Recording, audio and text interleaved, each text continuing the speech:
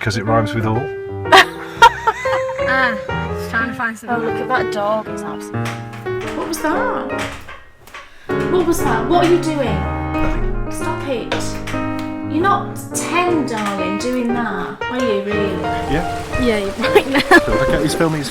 Yeah. Is it filming out? Okay.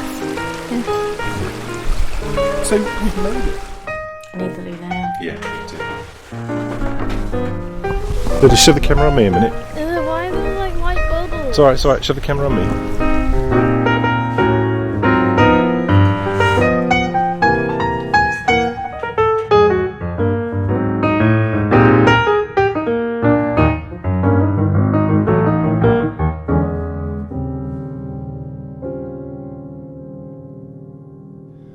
Welcome to episode 68. I wasn't ready then.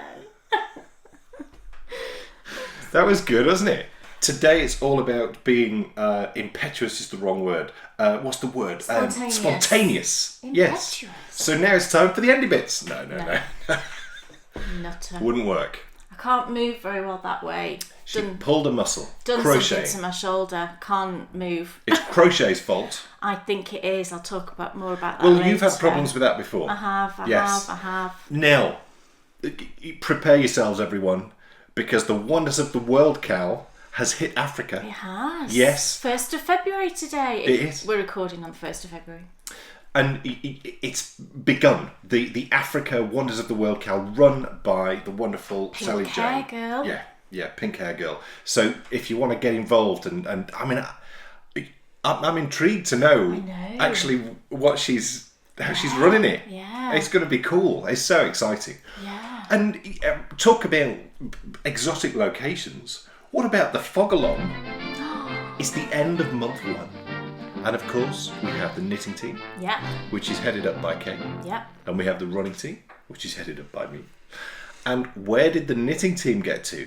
Jerusalem. So last night, you all stayed overnight in Jerusalem. And today we're going to visit the Wailing Wall, I think. Wow. That'd be fabulous. That's wouldn't it? amazing. I know. Brilliant. That's so amazing. It's a place I would love to go. So would I. We've both said that, haven't we? So I would would I. love to go to these sort of Middle Eastern countries. But you just, Well, you see, realistically, I don't know. It's quite risky, isn't it? I think tourists. it's very risky. Yeah. Yeah. Especially with children, I just wouldn't ever do that. You know? It's always been, you see... It's always been risky, I think, Yeah. really, hasn't it? Well, it has. We've said this It's the before. whole reason why the but Knights Templar appeared. I know. To enable the so pilgrims to get to the Holy Land. all through history, it's always been, it's been sort of dangerous in sort of... There's so many amazing historical places there, though. I would love and to go. let me tell you, we will absolutely be doing an episode of Around the World in 12 episodes, all about some of those amazing areas. Yeah. So, of course, I'm starting the new history show. Kay's obviously started Cooking the World now. And I was thinking, actually, maybe episode 1 of Around the World in 12 episodes, maybe that should go out on the podcast like your cooking show did. Maybe so. We'll see. Yeah. We'll see how we go. Yeah. But I'm absolutely going to do, because a patron got in touch with me, actually. Oh, really? Who might just be visiting somewhere rather special in and around that area. Oh. So we might be able to actually have some location shots, and I mean that could be really special. But we know where you are. We know you're in Jerusalem. But where are the runners?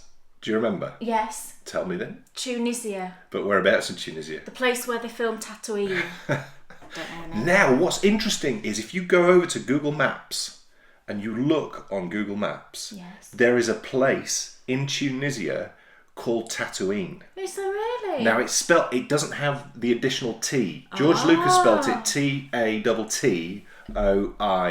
Yeah. I think it's double N-E. Yeah. But this only has one T. Oh, so maybe he was inspired by that. Was he inspired by that, or did they, like they do? You know. No, they didn't I know. call it after Tatooine. But you know, it's like here you get place like will have come before. Chatsworth Grove in the middle of Hull. Yeah, we've got a Chatsworth Avenue actually, not far away. Yeah, interesting. Doesn't look like Chatsworth, No. I've got to say. No, not quite. It's funny. But yeah, we are in Tozeur. Now, it looks just the most lovely place. And all the locals from Tozeur were all used they were all the extras in Star Wars, which is just, I think it's amazing. But of course, all those places, you can't, it's difficult to get there now. It's difficult to go see them because the sand has covered up them over. quite a lot. Yeah. But quite a few, if you look online, I actually posted something, Baker and Best patrons, I posted something on a Facebook group. There's a Guardian article done a few years ago, and they went to all of them. They should excavate it, shouldn't they? Yeah. Well, Time Team should have done a dig there. That would have been so cool. What would be cool is if in like 1,000 years, they'd be like, oh, what's this? Oh yes, people were living in very strange huts. It was a Star Wars What's set. this? It's a moisture evaporator. That's hilarious. Yes, there was no water, so they had to collect it from the atmosphere. I don't think so. Now, newsflash. Yes. We went into Sainsbury's yesterday. We did. Now, what an amazing newsflash that is. That's not much of a newsflash, is it? And I thought, you know what? I really fancy a Coke. And as we're walking in, there's on the left-hand side, you walk into Sainsbury's, and I'm sure it'll be the same in lots of supermarkets. You walk in on the left-hand side, there's lots of things if you're in a rush to grab a quick thing. It's for lunch, isn't it? The sandwiches and pop. It's anyone who's in a rush, isn't it? Who doesn't have time. Love a bit of sushi. So I went in there and I looked down. I'll get a Coke because I do love a bit of Coke. And I looked and it even had like one of the red things on saying meal deal, like amazing. Yeah. £1.30 for 500 mils. I thought. One of the sort of bigger, small bottles, if you know what I mean. I thought, that's a bit pricey. I think I could probably get it cheaper when I get in the main shop. So, headed on into the main shop. Must have taken me all of 30 seconds to walk from there to where they've got it up on the shelves. And what did I find? I found this. That size, which is now, this is 1.75 litres. So this is 1.25 litres more than the bottle I saw in the doorway. The bottle I saw in the doorway was £1.30. This bottle was £1.25. What a Swiss. Isn't that a Swiss? Aren't supermarkets terrible? Not for me, it isn't. Because, they're just taking advantage of the fact that people will just grab that, won't they? Yeah. When they could have had, 3 times as much? I know. For less money? It's terrible. Well, it's more than 3 times, isn't it? Because it's 1.75. Yeah, that's over 3 times as much. It's more than 3 times. That's shocking. It is my one weakness, Coke. And chocolate. But Coke, I think, is more... It's terrible with Coke, honestly. It's terrible. I'll say to him, do you want a little glass of Coke? And his eyes go like this. Oh, okay then. And he'll be drinking it and he'll be like, oh, this is lovely. It's shocking. No one is allowed to shout at me because I don't have anything bad. No. I really don't have anything bad. We don't drink, we don't eat fatty foods, we don't, none of that. We don't have takeaways, really. Well, we don't. No, very occasionally. Twice in the last year. Yeah, so very occasionally. And 2 of those times are close together. And you run every day, so we can say he can have his glass of Coke, can't he? That's what I do. Have a drink of it and Kay looks at me and I go, I run for a reason, dear. That's what Sarah says. Sarah says that. I'm having this chocolate, but I can have it because I ran. I'm allowed. Fair enough, yes. Isn't it? So, we are here. And perhaps you're wondering how and why we are here. Yes, because obviously Dan is still... Yes. whole. Oh, thanks. You know what I mean. Well, I'm not, am I? Well, we won't talk about that. That's for the other podcast. Yeah. There isn't another podcast, by the way. We did get a date for Dan's surgery, which is now in the past. However, they gave us a different surgeon. But coming back to the future. My surgery's in the past. Yeah, well, I wish. And we didn't know who this surgeon was. It wasn't the surgeon that we met and the surgeon that told us he would be doing the procedure. So we weren't very happy with that. So we spoke to the hospital, didn't we? Who were very good, and it just meant they that... were eventually. Right, yeah. It took some getting through to the person. NHS, isn't it? They're just very, very busy. Yeah. I think that's the thing. It's just... It took us a couple of days to get through to someone, didn't it? It'll take you a couple of days. Yeah. To get through to someone. And when that happened... It then got rearranged, so it's coming up very, very soon. And nothing in life is ever easy, is it? No, well, it's not. We know that, really. And I suppose you just have to accept that and get on with it. Well, you do. There's nothing else you can do, is there? No. So it's coming up very, very soon, and in fact, when a lot of you are watching this, it could well be done and dusted. And I wish I was you. Yeah. Watching it when it's all done and dusted. So do I. Gosh, I think it felt like such a long wait, hasn't it? We've known about this for a long time. It feels like a long time. It's over 2 months. Yeah. We've known about this. And that in terms of waiting for something horrible, that you've got to go through, that's a long time. I'd like to wait another 20 years before I have to spend 5 days in hospital. I know, and it's probably 6 days, isn't it? It's a long hospital stay, and the hospital's a long way away, and it's just horrible, isn't it? And we're not. Yeah, but then who cares? I'm now to the point of thinking, well, look, we're that close to it now. It's just got to be done. So the sooner the better, really, is what I'm thinking. And you've got 2 choices. You've only got 2 choices in life. One is get up and get on with it. The other is not. And so you actually only have one choice. You do really only have one choice. So let's get up it's and get on with it. It's how you handle that one choice, isn't it, I think? And I don't handle things in the same way you do. I'm not as positive as Dan. I do tend to... Secretly, I'm not either. Well, outwardly, Dan is very positive, which helps me, because... It's all a front. I've really struggled these past couple of months, I will be honest. Yeah, it's been awful. It's been awful. You've just been awful. Awful. Well, I have. No, it's true. Dan's right. I have been awful. And, there's been times when I've said to Dan, I can't do this. I cannot do it. That's just it. I am walking away and I cannot do it. But, you've got to, haven't you? But you do sometimes get to a point where you just think you cannot, go through this again. Like Dan said, what choice have you got, really? You don't have a choice, do you? You've just got to pick yourself up and get on with it. And it's now very, very close, and so... Just be quiet, woman. Sorry. Put a blinking smile on your face. Well, I think I've been much better, actually, these last week or so than I've been previously. Yeah. So on that point, I really just want to say thank you to everybody who sent us messages the past couple of weeks. Thank you so much. It's just been so nice to hear from everyone. And I think I've replied to everybody that sent me a message.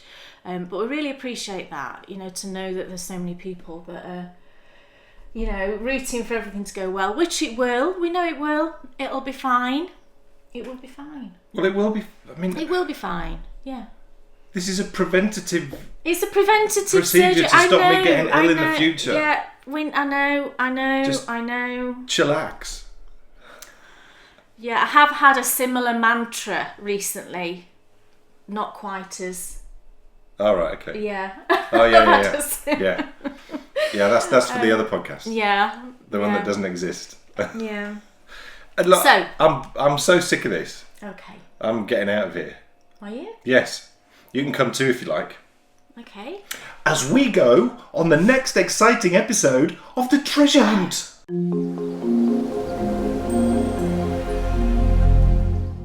We're 3 episodes in. I think this might be the first time that we fail.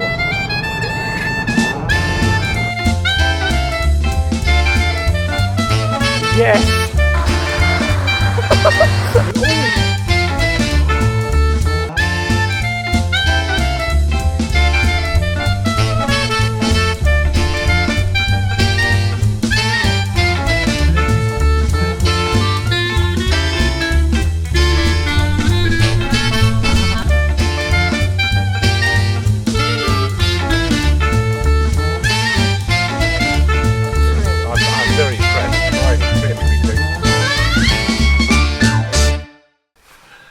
Well, welcome to the next exciting episode of the Bakery Bears Treasure Hunt. Oh my goodness. The Sherlock Holmeses, the treasure hunters in the Ravelry group have been amazing because we did not have a clue about the last clue. And I can't remember what the last clue was. Bryony, could you tell us? It's time to visit Wirral first logged in the Doomsday Book. So ride up Castle Bank and stop a mow to take a look. Then take a stroll down Wall Hill to the place of Holy Cross. Peer through the door to find a wooden statue, or it's a loss. That clue, it sounds cryptic, doesn't it? With words like Wirral. It's not cryptic at all. Wirral was the medieval name for a village. And that village is actually, it's right there in that field. Can you see that there's lumps and bumps in that field? Have you got them okay? That is literally right Yes, there. kind of, yeah. Those lumps and bumps, they spread across that whole field. That whole field. I got my D's mixed up. And that is the village of Wirraltune. Now, Wirraltune became Halton. And Halton, it's the castle. And the castle is right behind us. Now, we are sat on the top. Was it Wall Hill? Yeah. Yes. We're sat on the top of Wall Hill. And Wall Hill leads down. Is it? And we stroll down, do we? And so we stroll down Wall Hill to find the Holy Cross. If we look straight over there, behind those trees, it's the place of the Holy Cross. That is the Church of Holy Cross. And that was built, and this is where it gets seriously cool, and we're going to have a look at this in a minute. That church was built at the same time as the original castle, and that's the 13th century.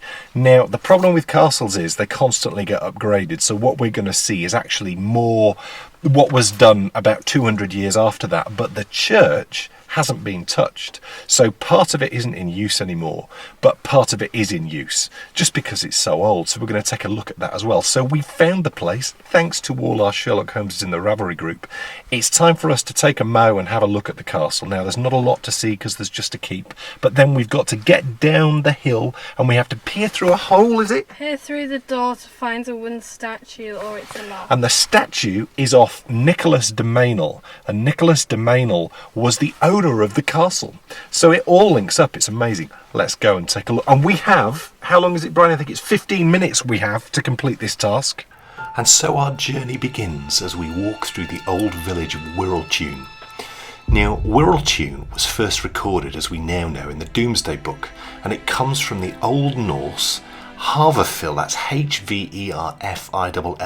That means a rounded hilltop, and the Saxon tun, and that means a settlement around a hill. Now there's the hill, and the settlement which we're walking through right now, which is obviously not there anymore, was Wirraltune. This area though was also associated with Roman occupation. A hoard of silver ornaments and coins was ploughed up on Wall Hill, what we're beginning our walk up now, in 1810, and it dated well after AD 402, so it's towards the end of Roman occupation of Great Britain. Now, when Walton Churchyard, which we're going to visit in a minute, was extended in 1907, and then again in 1977, fragments of Roman pottery dating from AD 300 were found. And that suggests that there was a serious Roman settlement, because we've got pottery and coins from after 402, and we've also got pottery from around 300. So it's highly likely that there was some sort of possible Roman fort on this site. But we're now walking into, of course, Halton Castle, and this was the home of Nicholas de Mainel, who we're on the hunt for right now. Look up there, there's doorways you can see. It's not the keep, I kept getting confused. This is the gatehouse, so this is the way that you would have entered into the castle. So there would have been soldiers garrisoned in here that were protecting Halton, Wirraltune, of course, as they would have known it. And as you look around here, you can see as well, I always love, I don't know why, but when you see a fireplace, you can just imagine the soldiers huddled round it on a cold day. Maybe they're doing guard duty. And of course, Bryony was successful in finding one of the loos. You always find a guard robe. I did find that interesting as well, isn't it? Guard, because obviously it was guards that were there, and it's robe, guard robe, that's the toilet. Now we're walking across what remains of the gatehouse, and there's a stairway, and I actually found a way into this, and I've visited this place probably over the last 15-20 years, maybe 5 or 6 times, and I never even realised you could get up. Who built the castle? Well, it was the Normans in 1066. Of course, their leader, who became King of England, was William the Conqueror, and his half-brother was a man called Robert. And like many of the Norman knights, their home was in France. So he very rarely visited England, but William still gave him this land. So this became the estate of Robert, Count of Mortain, but he was very much an absentee landlord. It wasn't until the 14th century that the grounds around here really became the home of somebody, and that man was John, Lord Darcy of Nath. It was his father actually who built this that we're looking at right now, and he was a trusted advisor of King Edward III, and King Edward III actually made him Sheriff of Nottingham from 1319 onwards. But we're here to hunt for the Meinl family, and particularly Nicholas de Meinl, a knight who's buried down at the church, and this was his family home. Nicholas was your typical brave medieval knight, and what I love is he was born here, he died here, and he's buried just down the road. So that's it right there. That's just the keep. So it's just the no, it's not the keep. What am I talking about? It's the gatehouse. I thought you said it was the keep. I'm a fool. That is just the gatehouse. That's the smallest bit of the castle that's left. The castle was actually, you don't need to turn around because there's nothing there. The castle was all over that way. There was also a huge deer park as well, which King Henry II was supposed to have come and hunted in. But it's really important. It was a really important castle because we did the thing on Mary Queen of Scots, didn't we? And Mary Queen of Scots married Lord Darnley. Lord Darnley's parents owned this, and Lord Darnley's mum wrote to Mary Queen of Scots to propose that she marry Lord Darnley, and she wrote from right here. So she wrote the letter here, and off it went to Mary Queen of Scots in Scotland. That's before she ended up coming, obviously, across to England. So it's a really important castle. It's just not here anymore. That's all that's left. But do show, Bryony. Those there, that is the only medieval bit. That's the only bit that's left that is at the same time as the church, which we're going to head down to now in just a moment. And that was the cellars. That's where they used to keep all the wine. But we need to get moving. It's been 5 minutes. We've got 10 minutes left to complete this task. We have to get down to the church, look through the hole, see if we can see the guy who used to own this castle. Let's go. And so just like the clue told us, we've taken a mode to have a look at the castle, the home of Nicholas, and now we're heading down the hill, and we're going to have to now take on our challenge of trying to find the effigy. It's actually wooden, of Nicholas de Meinl. The church here is stunning, and it's Saxon, so there must have been a settlement here before the Normans settled. Let's take a look around. It's amazing. So this is the Church of the Holy Cross. It's the old church at Halton. The castle's up that way. I didn't tell you actually whereabouts we were. At Mount Grace Priory that we covered in episode 24. I'll put a link in the show notes below. That was our favourite places to knit, and that's just over that way, Mount Grace Priory. So that's the part of the world that we're in. But here we are. We've got 5 minutes. There's 5 minutes to go. We've got to get in, and we have to find the peephole. Do you remember what it said? Peer through the hole. Peer through the door. Peer through the door. Right, okay, let's go. So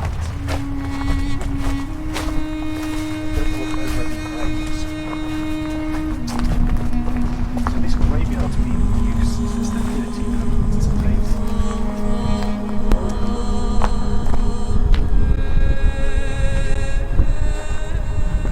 So this would have been the nave. This would have been covered, and all that's left now is the choir at the far end. Should we go see if we can see him?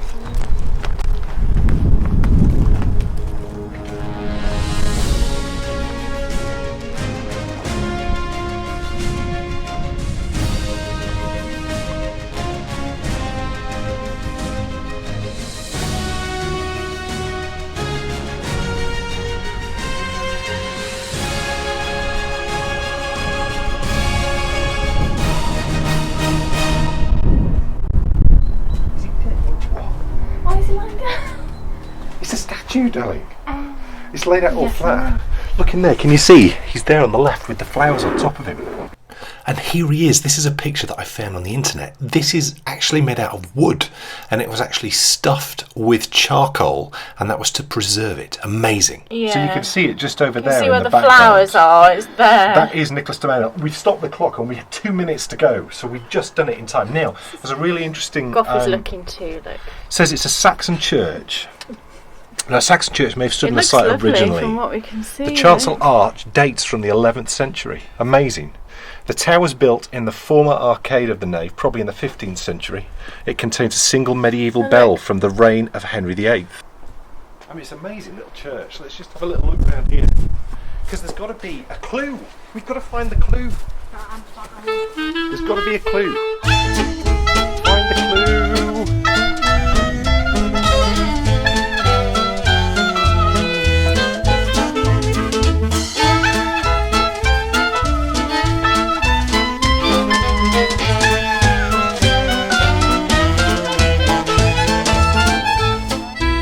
Yes,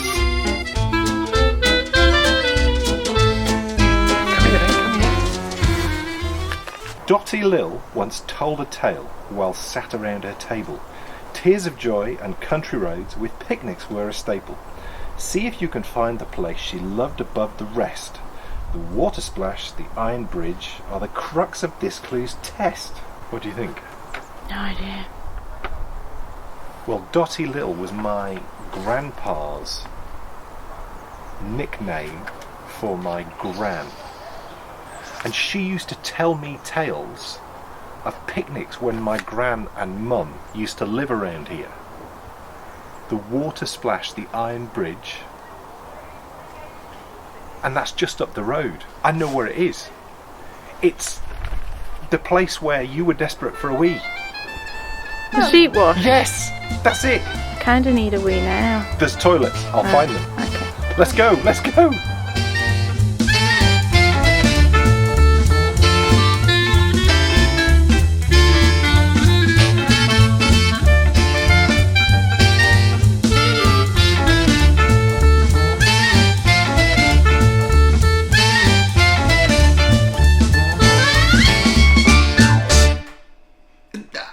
I'm lost for words. It's too exciting. Will we find the sheepwash in time? But more importantly, will I find the toilets in time, or will Kay have a little accident? Look, I would have gone behind a wall or a bush, but there were loads of walkers around. And what I was like, what's going on? What was so interesting about that place is, and isn't it stunning? Oh my goodness. It is beautiful. Oh my goodness. That church is beautiful. We have to go back there with a picnic. Yeah.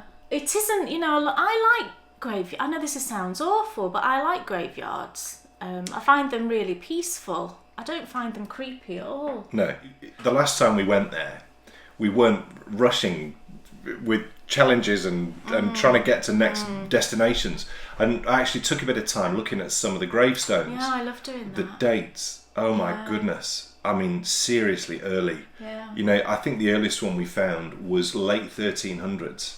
And it's actually been in use a lot earlier than that. But of course, they weren't putting stones on a lot of the time. No. And just the most gorgeous little place. It is. And also, it's sort of nice to go to a castle which isn't owned and protected and looked after by someone. Something It's that's it's literally just they're just letting it has the elements fall back to the ground naturally, I suppose, isn't it? And that's sort of cool because it's never been, when they walked out of that castle to stop using it, no one went in to make it look pretty for 20th century usage. No.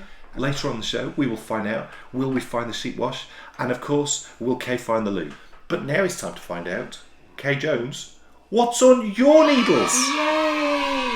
Well, I'm working on a sock and I have finished one of the socks. I thought I'd have these done actually for now, but you just get you just get distracted, don't you? And I've been distracted by other things, but it doesn't matter, does it?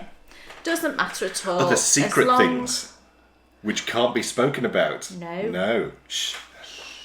Secret projects. It is a secret project, and there's only so secret. I've had to say, Kay, make sure you knit on the other things, otherwise. Yes. There's only one other person that knows about this secret project, and there might be one more come next week because I might show it to her. What about me? I meant one other person apart from you. Oh, right, okay. So that's two. There's two people that know about it now. Right. On the face of the earth. Right. What about Bryony? Bryony knows about it. So the circle just keeps growing. So the secret project. 3 people that know about this secret project. So we went from. Any more, Kay? Any more? Come Monday, there'll be 4 Stop people. telling people. And here's the first sock that I finished. Oh, God. But this is the first sock. It's another of my prairie socks. And it's the one that I've knit in the BB's blanket colourway. I just love how it works in stocking stitch. Oh, it makes me want a whole pair just in stocking stitch, actually. It's just come out so nice. And, this is my prairie socks pattern, and there's lots of projects now on Ravelry, which is fantastic. Thank you so much. And I know a few people have gone for a variegated yarn. This one is very variegated. But as you can see, the pattern shows up really, really well. I think it's because it's a combination of a high twist yarn. I think that really helps. And also, although this is variegated, it's not dark colours. I think the ones that I've seen where maybe the pattern doesn't show quite so much, people have maybe chosen a variegated yarn that's got quite a lot of dark in it. And that's sort of disguising the stitch pattern. So if you were thinking of using a variegated, I would say choose one that's got lighter tones in it rather than darker. And if you've got a high twist yarn, you know, I think you're guaranteed that the pattern will show up really well. That last statement was bang on the money. The high twist is the key, isn't it? The high twist definitely really helps with showing, because this, I mean, I don't know how well this is coming out, but it does stand out incredibly well, doesn't it, the pattern? Yeah. I really like knitting with high twist yarns, I don't do. I? This is that my right? favourite. Am I right? Yes. Yeah, because I always say, don't I? Yeah. So when you get really good stitch definition. She said it. With a high twist yarn. You've nailed it. And this one that I'm working with is one that I dye up. It's an 80-20 Superwash BFL nylon. Do you know when I knit anything, I want stitch definition. I just love it for socks. It's without a doubt the best yarn I have ever knit with for socks. I mean hand dyed, not sort of Opal and things like that, because obviously we love Opal. But in terms of a hand dyed yarn, for, you know, hard wearingness, I think that's a word, this base is my absolute favourite, and it's the same base I believe that Uncommon Thread use for Tough Sock. I know that Leading Men Fibre Arts use this base as well. I know that Wool & Vine uses this base. So you should be able to find it somewhere. It's 80-20 Superwash BFL nylon. And I've started the second sock. What's the colour? BB's Blanket? BB's Blanket. I'll just be quiet. Which I did dye up another batch, and it sold really quickly, so I will be doing more of it. I did have a few people message me saying could they do custom orders, and I'm really sorry, but I just can't at the moment. You know, I've done custom orders in the past when I used to make bags, and I know from experience that having that pressure on me isn't good, especially at the moment. So this is my second sock anyway. I have made a start on it, and that's going nicely. Really enjoying it obviously still, but I've just been distracted. It happens to us all, doesn't it? But it will get finished. And actually, Bryony tried this one on and it fits her perfectly. You know, she really is in the same size sock as me now. She's only a little bit behind me in shoe size. And she looks so cute in it, so I might give them to Bryony. Distracted. That's not... I don't think I would say you've been distracted. You've been extremely motivated by another project. I have, which is, you know, you've got to go with it, haven't you, when you feel that motivation. Actually, thinking about it, do you know what I might try and do? I might try and finish it for Valentine's Day and give them to Bryony for Valentine's Day. I mean, that might be nice, might it? Yeah. So that's that, and I dyed up a little mini to go with this, just for the heels as well. It's this beautiful sort of neon peach, and it's just lovely. And I have got some more of this base now, so the next time I dye, I will dye up the, you know, BB's Blanket on this base, and I'll put it together with a few of these, because I do have, I think, just 4 of these minis, so there'll be 4 sets, as well as just some yarn, you know, just the full skein as well. And I'm knitting those on 2.25mm, and I'm magic looping, although I have got hankering to do a DPN sock. And you've said that as well, haven't you? That you'd like to... Yeah, or a patterned magic loop. Patterned sock, yeah, because you're just a bit bored of just plain socks, aren't you? And I always say that a sock goes much quicker if it's just got a bit of something going on, you know, because you just think, oh, I'll just do another repeat, and it just goes much quicker, I think. Dan Jones. What? What's on... That's nice, isn't it? That's nice, isn't it? What? What's on your needles? I'd just done the cuff, hadn't I? Well, I hadn't even done the cuff. I'd cast it on that morning, the last time I saw you. So there was just a few rows, and then look, and you know, if you think that sock. Oh, I've got a blocker. Shall I pop it on? That sock. No, it's fine. Oh. That sock took me from the 31st of October to last Wednesday to finish. Excellent. Well done. This sock I cast on last Wednesday, the Wednesday before last. Yes. Yeah, so it's been going 2 weeks. Yeah. So that took me 2 months. this has taken me 2 weeks. And I was really trying to get it finished. I really, really was trying to get it finished. But I've been doing lots of other things, which I'll show you in a minute or two. And do you know what? I just got totally sick of it. You were just bored, weren't you? And that's when you said, me. I think I really need to do a pattern sock. Yeah. I really want to finish it, though, because she put the other one on and she seemed really happy, and she's normally very, It fit her nicely. She'll tell you if she don't like it. Yeah. I know you've seen the yarn loads, but it is lovely. It's very enjoyable to knit with. And, you know, I must actually do that new way of picking up. Yeah. Yeah. In case, and you've got a tutorial going out for the patrons showing it, and you've also included it in your prairie sock. It is also in the prairie socks, the tutorial, yeah. I do it Kay's old way, which is okay, but the new way is like brilliant. So I must do it the new way. But it's great fun. I mean, sock knitting is great fun. If you haven't done it, seriously, do it. You need to do what we did, or what I did. Kay didn't need to do it, where we did the summer socks, where I was just ploughing on and on and on with loads of socks, because up until that point it had just been tricky remembering what was coming next. But I could do this now. Yeah. I absolutely can do this now. So I think you are ready for just... The only thing I can never get into my head is the heel turn. is Kitchener stitch. No. Kitchener stitch. No, I think I can get the heel turn into my head. Right. Well, I need to look at the pattern. I'm sorry, I do. Oh no, well yeah. For the heel turn. But Kitchener stitch, I really like doing it, but I've got no idea what I'm doing. So I just follow the tutorial. And that also is in... That also is in the prairie socks, yes. Yeah. And also, obviously also accessible for podcast patrons. But yeah, Kitchener is like a total mystery to me. I can't get the repeating. I can't remember the rhythm. Yeah. And I can just do it now. I don't have I think to everyone's brains work in different ways, Yeah. and you just need to find the rhythm for your own brain. Yeah, and it doesn't matter if you can't remember. How do you remember to say any out loud? How do I remember it? Well, I remember in... Is it in groups of twos or threes? No, or? I remember them in threes. And for example, I can say this phone number because it's a bank, you know, and it's... yeah. Well, it's public. Yeah, It's a public phone number. Yeah. The bank that I used to work in Sheffield, the phone number was 0114. That was the code for Sheffield. And then they decided to stick a 2 in either, I don't know if you class it as after the code or before the number. It's before the number, I suppose. But originally it was 0114, and then you've got 2, and then it's 766 155. So I would remember it like that, 766 155. And some people do it in twos, like don't our they? phone number, I remember it blah blah blah blah blah blah. Do you do it in twos? No, I do it in threes. Ah, okay. I mean, it's an interesting question, actually. Yeah, how do you remember phone numbers? Do you remember phone numbers? Do you remember phone? Can you?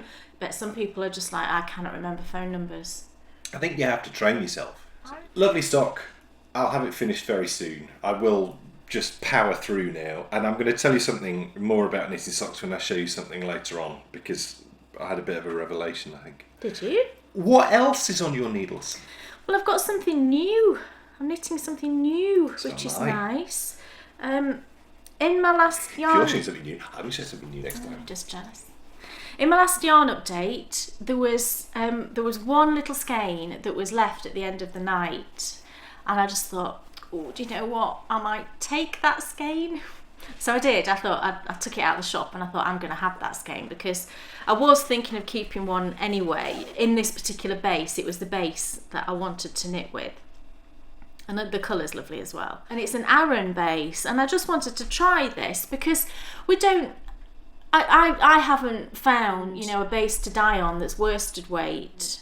You know, there's DK, and I've got some DK at the moment that I've been dyeing on.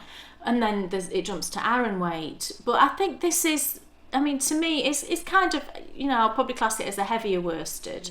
But I just wanted to give it a try. So I kept one out of the shop, and I did try and post a picture of this the other night on Instagram, but the colour was just totally blowing out. But this colour, you see now, when I'm looking at it on the screen, it's totally washing out. I don't know how it's going to come across. I called it Empowermint. Do you get it? Because it's like a minty green colour with little specks of like chocolate chip. So I called it Empowermint, and this is on the Aran base, and I'm knitting a hat.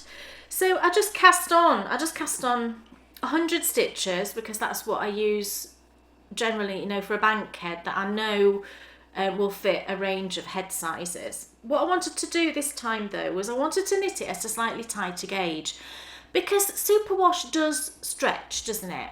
This is a superwash yarn. It does stretch when you wash it, and I thought I'm going to experiment and I'm going to knit it to a tighter gauge and see what that then looks like when it's washed, because I would like this to be, you know, quite nice and snug on my head if I keep it. Bryony might want it, but either way. So I'm just doing a 1x1 rib, which I love. I love 1x1 rib, but I just think it's lovely. I think it's beautiful. And I'm knitting it at the rib on 4mm.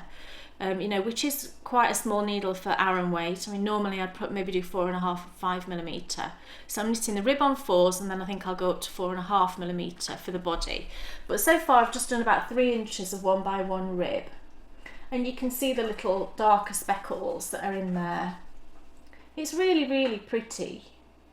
And it's just this subtle sort of tonal minty green, which I mix the colour for this myself, because, you know, you can't always find the right dye colour, you know, the exact shade in just the pot. So just lately I've been mixing a lot of colours myself, and I've been really pleased with it. So this one is Empowermint, and I know a few people have you know, bought this colour in the last update. So I've got about 3 inches of ribbing, which I think is about right. I did want quite a deep rib, because I do like a hat that kind of grips my head. I do like that. But then in the body, I don't think I'm just going to do stocking stitch. I think I'm going to put some kind of texture into it. I don't know what yet. I might just make something up and just see what it looks like. But I will go up to 4.5mm, just so you've got a bit of extra ease, you know, in the body of it. But really nice, and I knit all of this really in one sitting, you know, because it's Aran weight, it whizzes by. And I do love the density of it. I do love, you know, it feels like a proper love, you know, it's going to be a lovely warm hat and be quite hard wearing. It feels that kind of fabric. I really love the fabric it's produced. So there we go, a little hat. Finished? Mm-hmm. Great. Oh. I like that. I like it too. Nice fabric. Nice fabric. Good gauge. Thank you. Quite tight for you. Gosh, here we go. You said yourself that was standing up. It does stand up. Well, there you go. Ah. You see, I've taught her well, have I not? Like a hat that stands up as you're knitting it. It's quite cool, isn't But it? that's not normal for you. No. So what's going on? But I do really like, well, I just really like I said, it's just an experiment really, because I don't sometimes like how floppy something becomes when you wash it, when it's a superwash yarn. And it does kind of do that, doesn't it? It loses a lot of its structure. This is a great weight.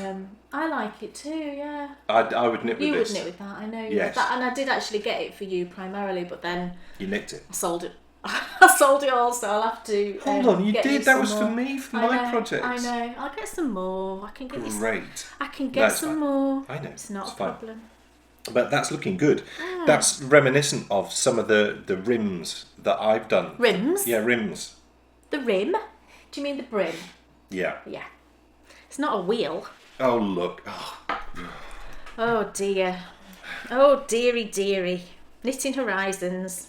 No, I'm not talking about that. Oh. This, look, I've knit on this for hours. And you've actually ripped one out already. That's the second No, time. okay, no. What?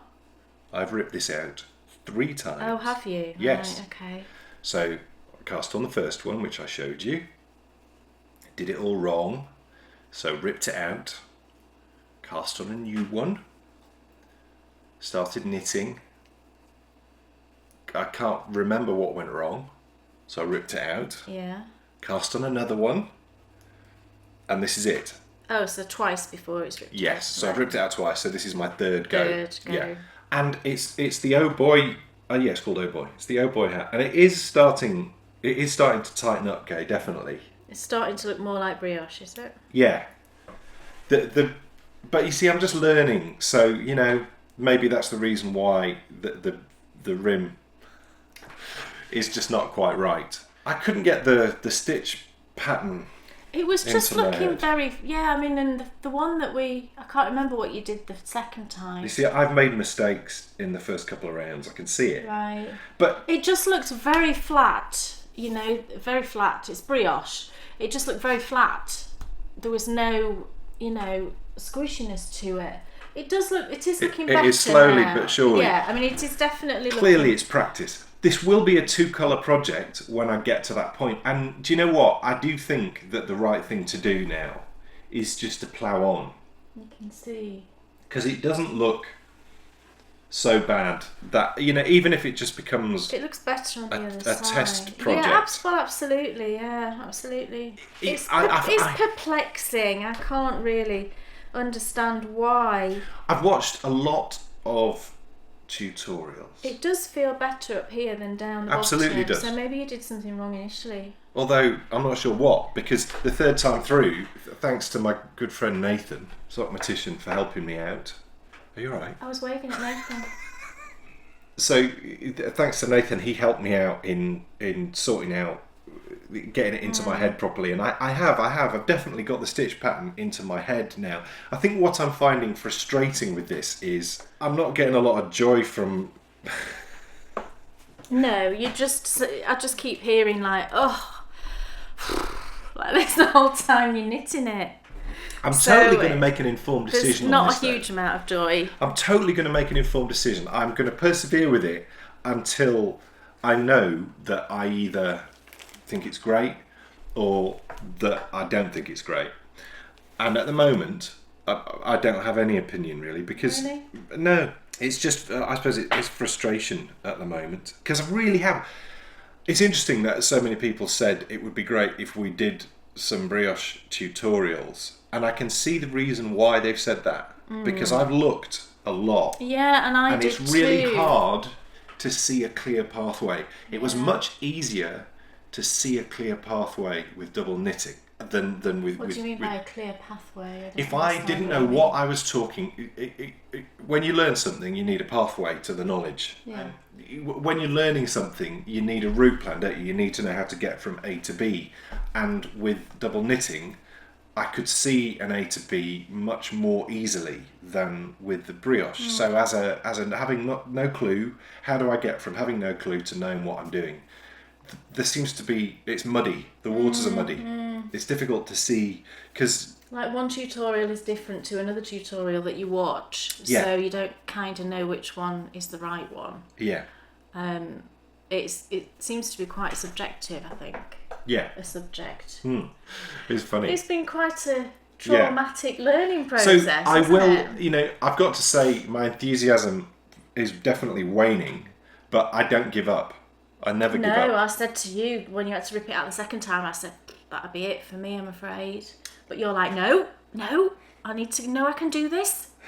And also, as well, I just think it's important to always make an informed decision rather than... Because, when you try anything new, it's always going to be tricky. And, there were moments with double knitting when, like the cast on, but when I would have given up. But, I persevered and look what happened. So who knows what will happen. Yeah. What else is on your needles? This is the source of my current pain in my body, I'm pretty sure it is. I hadn't worked on my crocheted, the granny stripe blanket for a while, because a few weeks ago, after I've been working on it for a while, I started to get pains up my hand, running into my elbow, and even, going down into my shoulder blade. And I thought, well, the only thing that I've been doing different is crochet, and so I'll stop. And I hadn't crocheted for a couple of weeks, and then not last night, the night before, I thought, I want to put a few rows onto my crochet blanket. So I did, and I worked, how many? 1, 2, 3, 4, 5, 6 rows. And then yesterday, I woke up, felt fine. I stepped out of the shower and I couldn't move my neck. I was in absolute agony. Feels like it's my shoulder blade, and you've been rubbing it, haven't you? And it's sort of the muscles around my shoulder blade.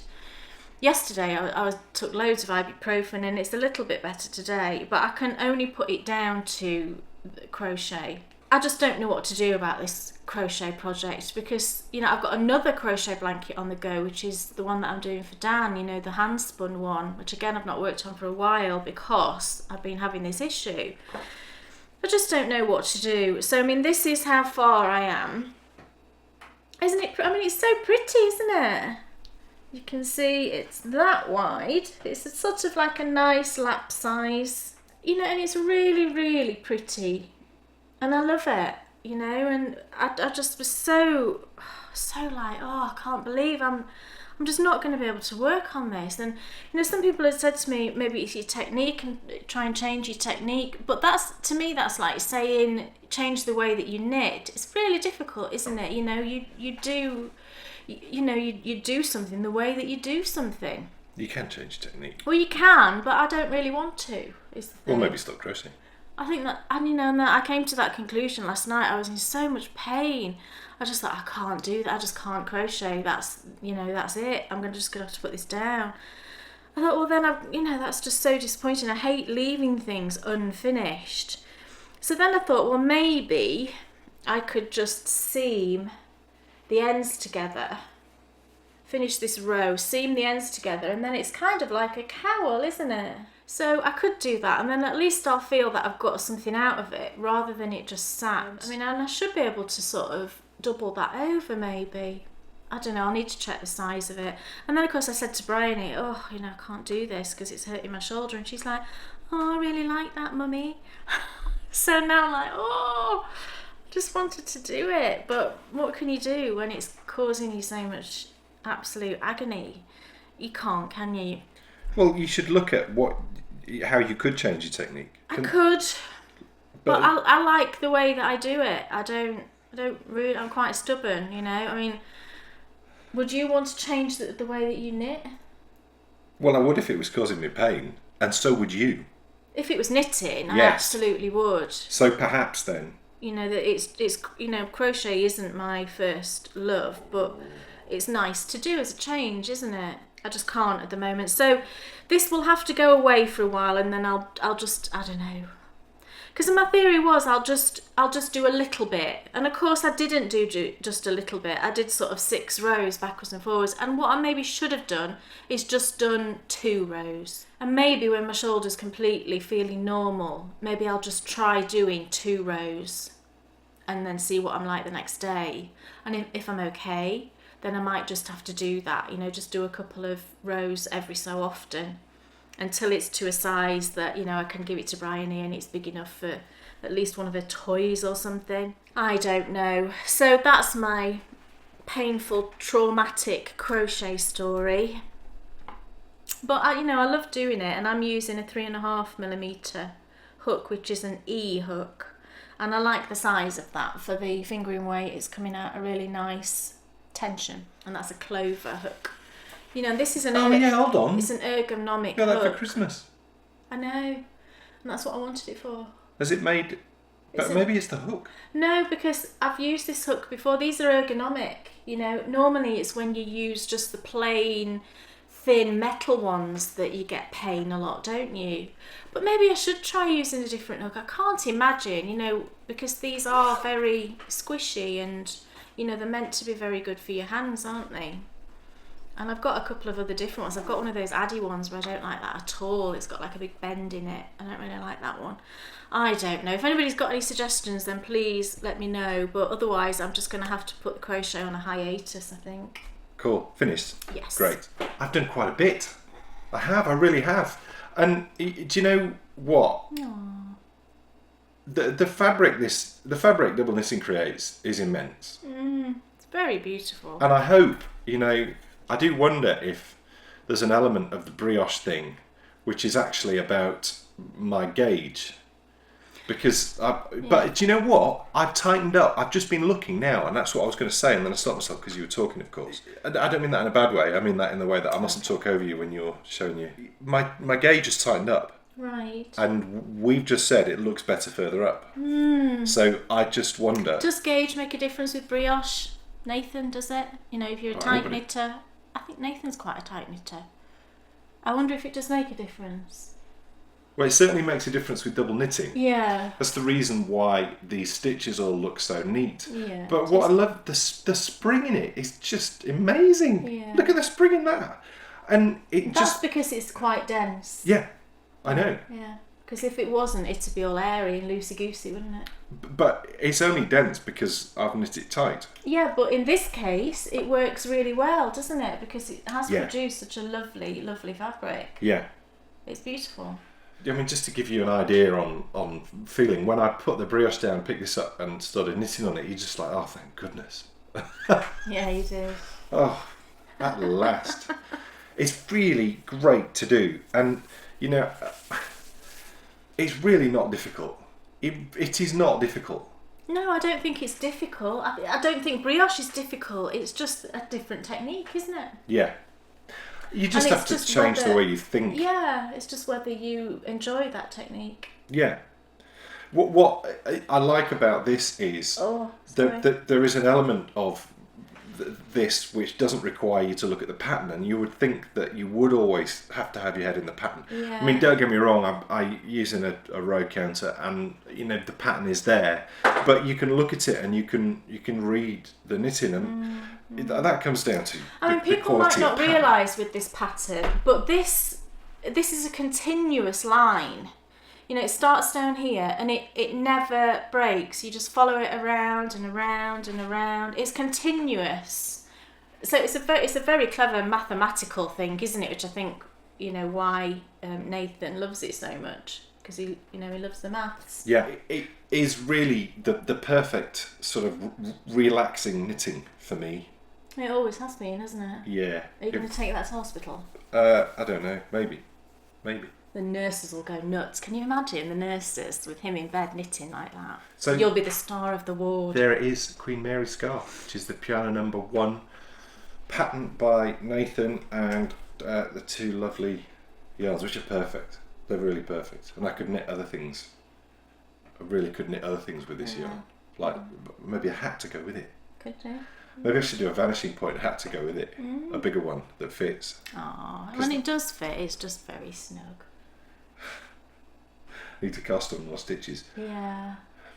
I need to look at that pattern again to see the different sizes, because were there different sizes? I don't know that there were. Maybe you need to talk to Nathan. Yeah. Anyway. What else? Just knit it on a bigger needle. Oh yeah, that's what I'll do. That would work. What else is on your needles? Nothing else on my needles. Seriously?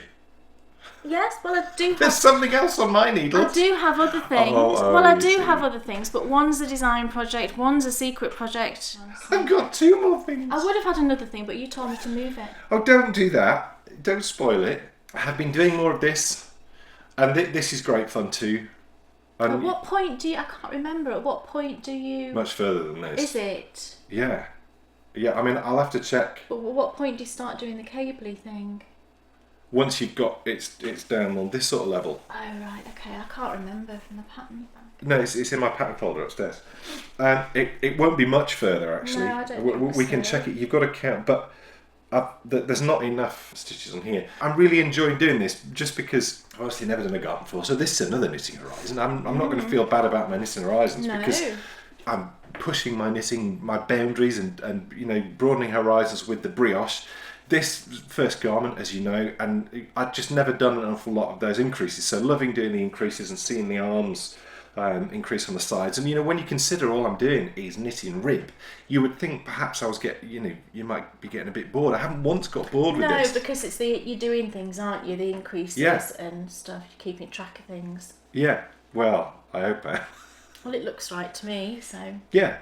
And it's just fun. It's fun to think that this will be, hopefully, if I don't mess it up, you know, something that you know you can wear over your whole body. And I don't know why that seems a bit more exciting than just a hat. Or it is, isn't it? I mean, garments are fabulous. I've just never been a garment knitter, really. Well, if I could knit a few. Well, you know, we'll see, because you know I'm only really just at the very beginning, but I feel very enthused about it, and there's never a point where I put this down and I think, oh, I'm sick of that. I always put it down because it's late and I've got to go to sleep. But perhaps if I had more time, if I had more knitting time, because the only thing that bothers me is just the fact that I probably only knit for an hour a day, and so you know, and I knit on a lot of projects. I make sure that I do a little bit on everything. If I just sat you should try and make time then during the day. You're always saying that to me. Make a bit of time to knit on something you want to knit on instead of other things. Well, I made time the other day to do the brioche, That's true, you did, yeah. which was just painful. But, positive, because at least now I do know that I'm doing the right stitch. You're going to have a lot of recovery time coming up, where you're just going to be, Well, to an extent, but we've still got a job to do. Well, I know we've still got a job to do, honey, but you're going to be recovering from a major surgery, so you're going to have some downtime that you wouldn't normally. Do you know, it drives me mad. This is what he's like, honestly. And look. Oh my gosh, how many projects have you got? Look. Heel turned and knitting down the foot. I've shown you this before, so I won't dwell on this too long. Opal Wintermond. But there was a reason. New Year's Eve, I think, is the colourway. I think it's New Year's Eve. It's Silver's Nacht. There was totally a reason why I was showing this. Oh, was there? Yes. Okay. There you go. So, I've been knitting like crazy on Bryony's sock. Really focusing on that one. I've probably only done 5 or 6 rows on this one in the last couple of weeks. And I put down Bryony's sock yesterday, I think, in disgust. Picked up this one and started knitting on it. And it's just the same, but apart from these. Needles. Yes. Mm-hmm. Brilliant. Oh, right. Seriously. It's the chow goo needles. Just flies off. And I think it's because the cord behaves itself because it's a stiffer cord, isn't it? And some people hate that. It's turned the wrong way, actually, that cord, isn't it? Well, don't adjust it. It's lovely. Oh, right. Normally, your cord's like that, isn't it? And then what happens? Well, that's twisted. You need to just do that. Put it over your knee. Anyway, I won't interfere. I just pulled this out the bag and it's not all messed up. I'm not interfering. Did you see me pull out the bag and it's all not messed up? That has come out lovely. Yeah. The other one is just a nightmare. They do, yeah. So this comes out and it's ready to go, and you just get on with it and knit it. And then also the knitting process on the needles. They're lovely. I love chow goo needles, and I might have some interchangeables actually for my birthday. Thinking about it, I've been saying that for a while. So interesting that I go from Bryony socks on the wooden needles, getting really frustrated, to picking this up and thinking, oh no, it's another sock, I'm going to hate it. Actually, it wasn't at all, and it is all because of those needles. Needles make a massive difference to me. Massive. Why are those wooden needles getting on my nerves? And I think it's the cable. I don't think it's the needles. I think it's the cable that annoys you. And what happened here? I was knitting these on wooden needles. You were. And I was complaining, and you said it's because there's you too need much to change your needles. Well, you knit. I think I know what it is. Okay. Because you knit so tight. Right. Wooden needles have an awful lot of drag anyway, don't they? Right. The fact that you knit tightly on wooden needles, I think it makes it kind of painful to move your stitches along. Right. Where I think that's why we changed that to a chow goo. But I said try a chow goo and see if it's any better.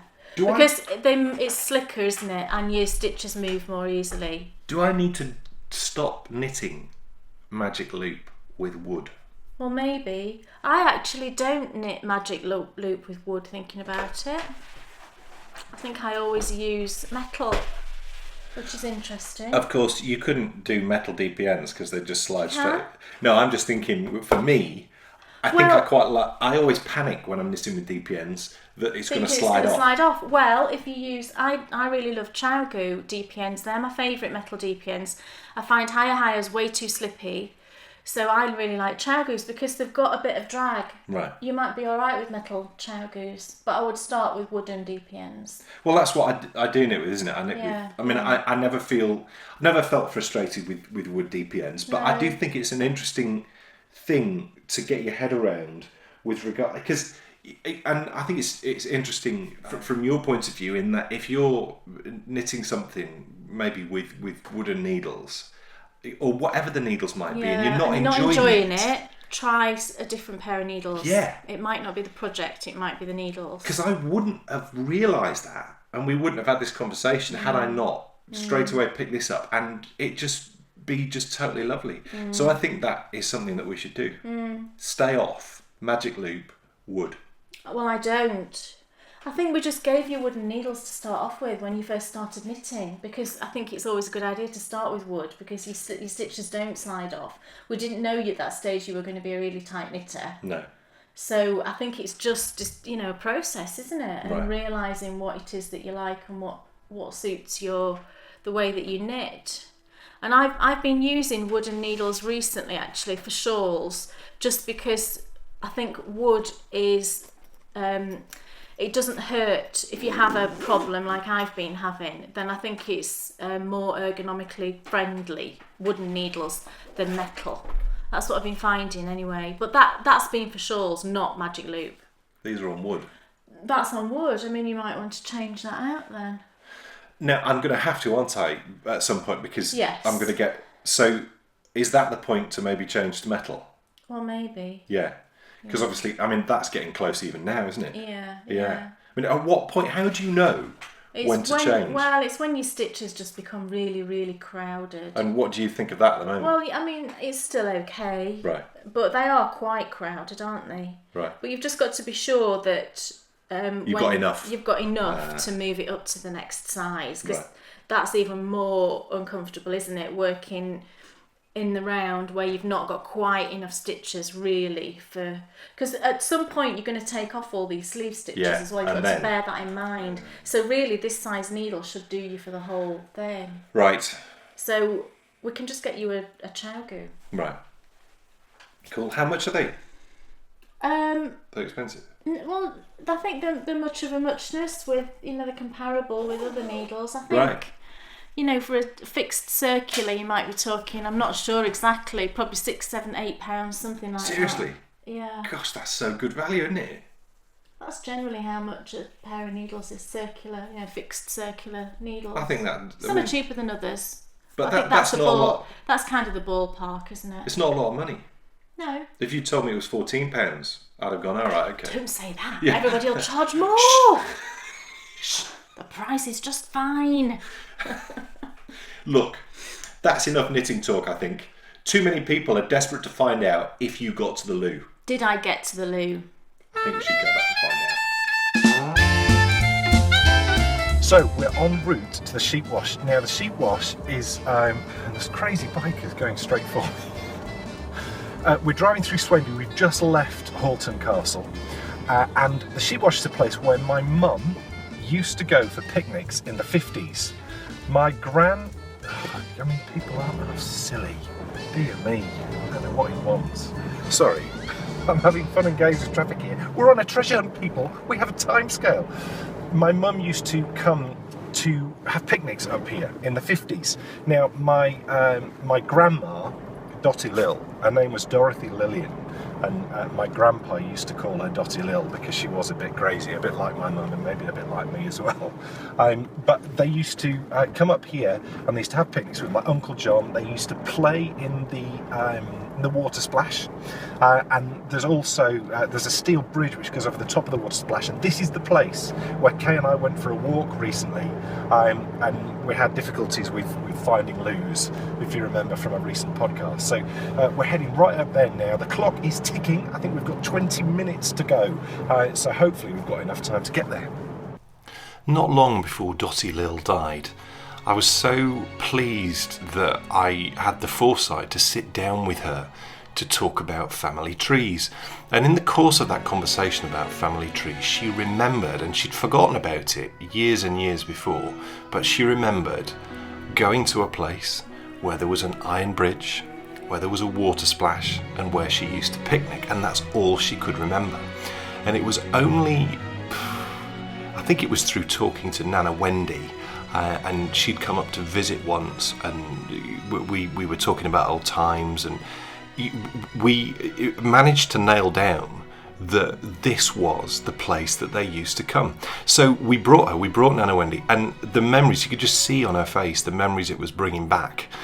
And it feels like a place to me as well. It's always felt like a place to me, and I think it is because, obviously I've got rich family traditions here now, but it just feels like somewhere that I know. And crazy, I know it's crazy to say that because I do know it because I've been, but do you know what I mean? When you go to a place and you just know when you get there, it feels like home. So over there, just on the right, you can see the car park, and it is absolutely rammed. So we're going to have to be a little bit naughty, I think, and do what that person's done and park on a verge. But just what's about to appear now is the Sheepwash, and this is where the farmers, when they were bringing their sheep down from the fields to take them back to Osmotherley, which I'm going to tell you more about in a minute, they would wash them down there. that would get really, really full and flowing, full of water. They'd wash the sheep, they'd take them down the road and back to their farms, all in the village on the horizon called Osmotherly. We're being very naughty. You're not supposed to park on the verges, but it's absolutely packed. And there's a man over there with a yellow... No, is he just here? I Yeah, think that's he's fine. just Just a farmer man. He's just in that truck. We'll let him off. Bryony, we found it. Mummy, you don't need to come if you don't want to. Do I not? No, you can stay here for a sec if you want. Alright, Me and Bryony will go find the next clue. Yes? So this is the moorland surrounding the river, which is called Cod Beck. Cod Beck is what swells and becomes the Sheepwash, and this is where, of course, my gran and my mum used to come and picnic. It's also very popular with toads up here. They actually hibernate on the moorland, but the road gets really busy. So what happens? Volunteers come out in February, actually. So it's right now. They come out and they save them all. They help them get down to the river. Isn't that amazing? So we've made it. The Iron Bridge is just over there. The water splash is just up there. And what's so cool for Bea and for me as well is that when my mum was Bryony's age, she would come here, she would bring her dogs, and my grandparents used to have greyhounds. So they would bring the greyhounds up here and they would play around with my Uncle John and my mum, and they would go and they would play in the water splash, and that's where our next clue is. So we're going to go there and we're going to find it right now. So this is it, folks. We're getting close to the spot where they used to come and picnic. And it, of course, got its name, as I mentioned before, because the farmers would wash their sheep here when they were bringing them down from the moorland back to their farms in Osmotherly, which is just a couple of minutes up the road. Now, Osmotherly is a very interesting little place. Local legend says Osmotherly was named after the mother of a villager named Oswald, who supposedly went out to gather firewood in the winter. When she did not return, her son became anxious and went to look for her. He found her lying in the snow, dying from the cold. Because he was not able to carry her back, he lay down beside her and he died himself. It's where Oswald's mother lies, hence Osmotherly. Amazing. But look, I think Bryony's found the clue. Yes. Okay, open it up. We did it with 5 minutes to spare, so we were doing really well on time for that one. But we only had a short distance to go. Open it up. It's the final clue of the day. It's time for you to take the greatest challenge of them all, to find a cake that truly is befitting of this ball. Each and every one of you must love this sweet confection. There is, of course, just one place you can go to win this section. Does it mean Betty's? I don't know. That's the only thing I can think of. Well, it's the only place close, isn't it, that sells cakes? Northallerton's not that far, is it? No, not far at all. Now, why is this in speechy mark things and win in speechy mark things? to find a cake that truly is befitting of this. Well, it must mean this ball. Ball? Why is it a ball? Probably because it rhymes with all. Trying to find something. Oh, look at that dog. It's absolutely Which one? it's I know. soaking wet. I know. Look at it. It's I wouldn't so like to big. wash that doggy. Look, So- Harry's having a shake. Oh, it's so But wet. more of my concern is Sorry. each and every one of you must love this sweet confection.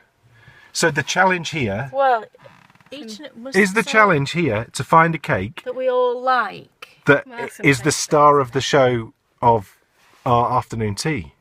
Oh, 'Cause- right. I thought you meant that us three all like. So I'm going to say that'll be a struggle. Well, no, clearly that is what do you think? Each and every one of you must love this sweet confection. So we've got, what, have we got to go to Betty's and choose a cake for each of us? Is that what it means? Well, we need to, I think from reading that clue, we have to find a cake which we can have at our afternoon tea that we all like. Right. Well, Well, we've I got 30 suppose- minutes and the clock started ticking when we opened the envelope, so that's I've got time 7 to minutes think gone. Let's while go. we're getting- So we're actually following the road that my grandpa would have driven along in his Hillman Husky when he'd been either going to the Sheepwash for a picnic or coming back home. We're now on the road to Northallerton, which is where my mum and my gran and my granddad lived. But B, Yeah. we've got 15 minutes, we've got 7 miles to go. We're 3 episodes in. I think this might be the first time that we fail. And so we make our way to the final destination of today's treasure hunt. Yes, it's Betty's. Now, they have shops all over Yorkshire, but the one that we frequent the most is here, and it's in Northallerton. Let's get going. Okay, we're here. Let's go. We're never going to make this. And isn't it interesting, actually, as we turn here into Barker's Arcade? It's a lovely little arcade with lots of lovely shops. And we mentioned Barker's, which is the department store on the left-hand side, when we took you out and about to North Allerton, which was just before Christmas, wasn't it? You can see there they've opened up a coffee shop as well. Barker's, and I think this is brilliant, was actually shut because it was a Sunday. And Bryony even mentioned, why isn't it open? And when I was young, and I'm sure when many of you were young, nothing was open on a Sunday. And it's sort of nice to see in a way. Of course, with it being Sunday, the last time we took you in here, it was absolutely rammed. Now, sadly, as it's Sunday, they don't have quite so many cakes as normal, but I think there's just enough. Look at those corkers. The challenge now is us to try and find some that we're both going to enjoy. What will we pick? Well, there's so much. Look at that there. A cake that I spotted, which I think would be perfect for Nana Wendy. But look at these beautiful handmade chocolates. They're not cheap though. I've never ever had any. I love those Florentines, absolutely gorgeous. And then there's some hot chocolate. I bet you that hot chocolate's epic. Let's get some cakes though.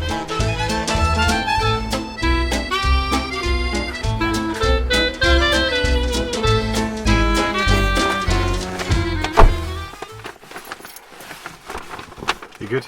Yeah. Success. Success.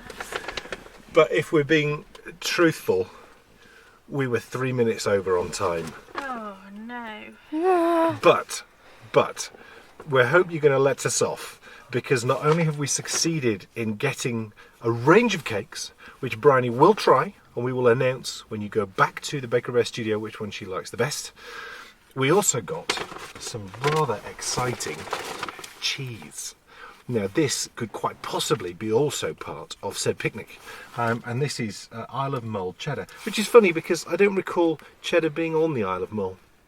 No. They did try and bring a court case, didn't they, but they failed. Oh really? Yeah. So it could only be made in cheddar. Yes, yeah, because it was the caves. Oh! A fourth clue. Let's find out what it says, and this is the clue that we need you at home to help us solve. Anne Bullen is the 18th century nickname for this lady, whose view is most surprising if perhaps a little shady. Walk past the lake, cross the canal and venture through the tunnel, then look for Anne, who's waiting with the next clue in a funnel. What's a funnel? A funnel is like a chimney. Do you know, like on a boat, for example, that's a funnel. Do you have any clue? Well, I won't say, shall I? we will put this clue into the... Am I on screen? Yes. Cool. Oh, she's being very clever with the You're camera. both on isn't it? screen. I'm very impressed. Bryony's clearly been going to the David Lean School of Filming. No, Well I done, B. haven't. What we will do is we will put this clue, as we always do, in the Treasure Hunt Ravelry thread. And if you guys want to have a look at the clue and see if you can help us solve it, and then Kay, if you maybe use that as the basis of, maybe you just dip in as well, and if people, you know, say similar to what you have, say what you Okay. think, and we'll see if we can solve it. Anne Boleyn's the only thing I can think of, but I can't think of an Anne Boleyn statue anywhere. Anne Boleyn. Anne Bullen. Anne Bullen. It was Bullen, not Boleyn. But that's what they called her Oh. back in Henry I VIII didn't know times. Well, it might not be Anne Well, Boleyn. that doesn't tie in with Well, where I think It might not be Anne Boleyn. Alright. It might not be Anne Boleyn. So just forget that. But so that's it. That's the end of this round of Treasure Hunt. We will be back later on this year with the next round of Treasure Hunt. For now, that's it. So we'll see you soon for more Treasure Hunt. Bye.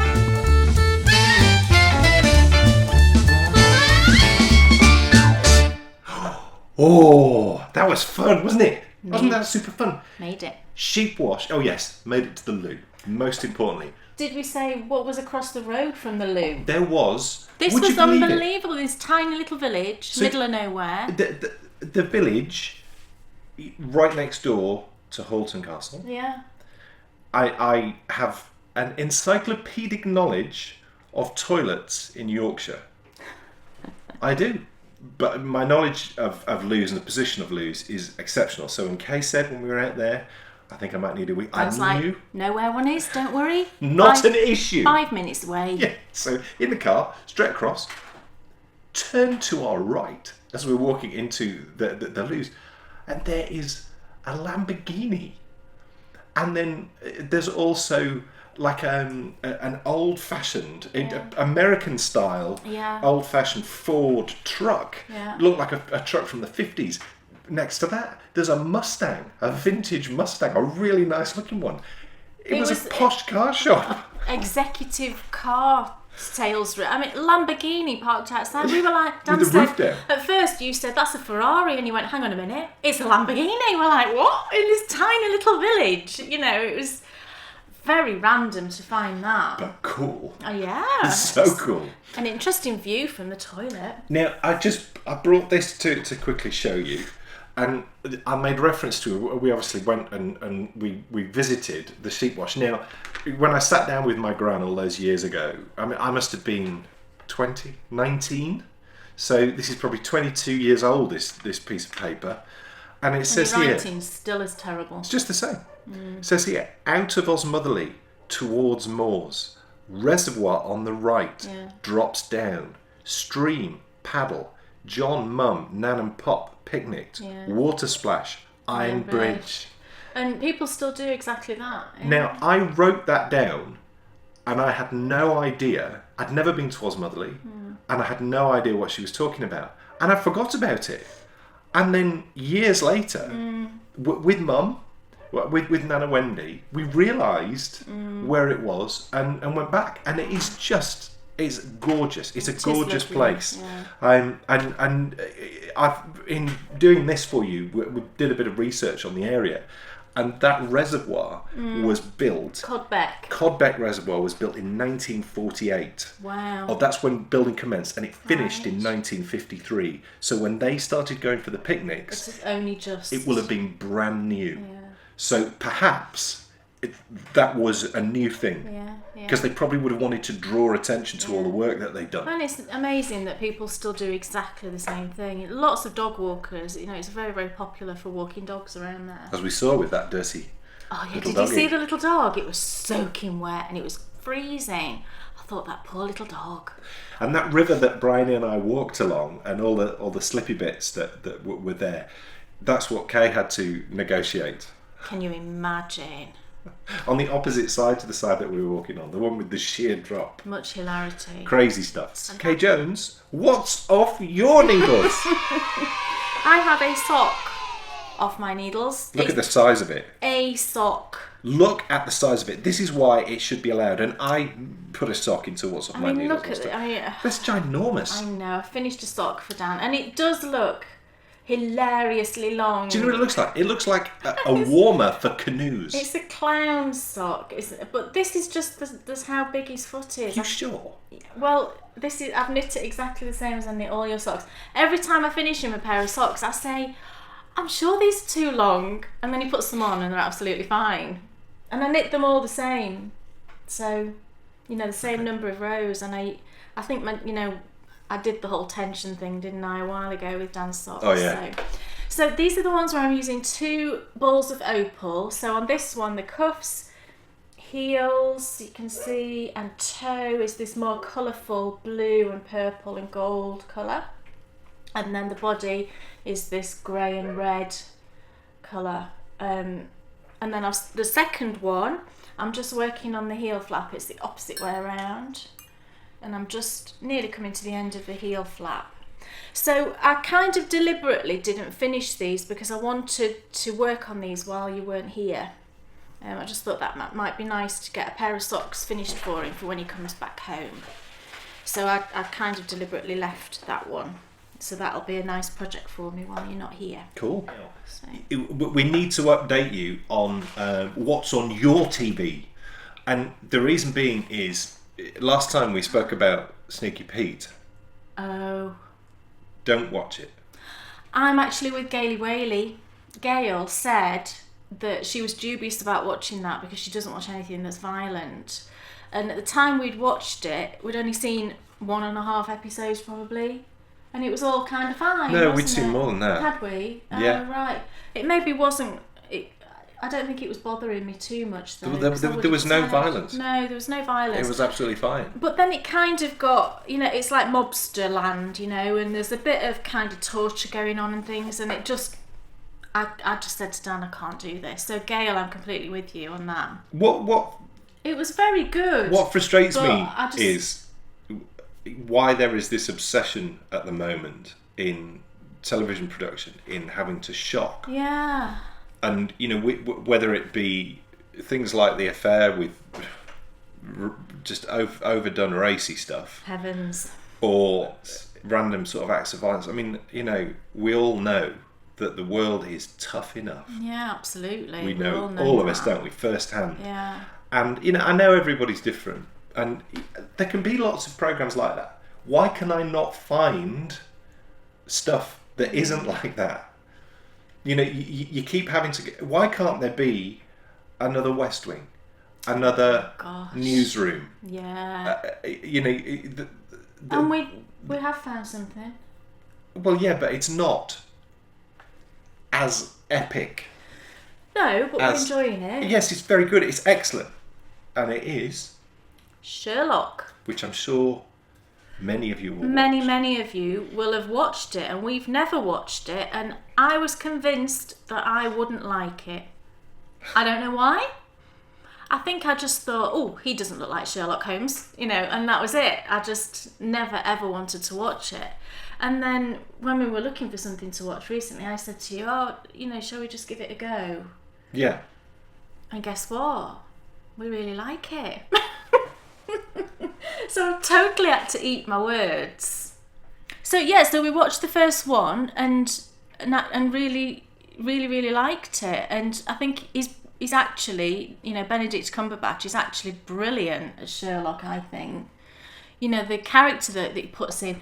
And what amazing, we're transfixed. You know when he does these like little segments where he speaks so quick, doesn't he? Yeah. And he's telling you about, he's been observing someone, and he'll go blah, blah, blah, and tell you exactly about that person, you know, just from observing them. And we're just like, how does he talk that quick and remember all those lines and everything and deliver it in such a way that That's very good. he's just brilliant. But what's so interesting, isn't it, about that is it's based on the works of Sir Arthur Conan Doyle, who wrote the stories years and years and years ago. Yeah. So again, we are sort of referring back to good old-fashioned yarns. That's true. Huh. Yeah. How stories used to be told. That's true. Kay, in her, which we're going to come on to in just a moment, favourite movies of all time, Agatha Christie, good old-fashioned storytelling. You don't need to shock if you have a quality story.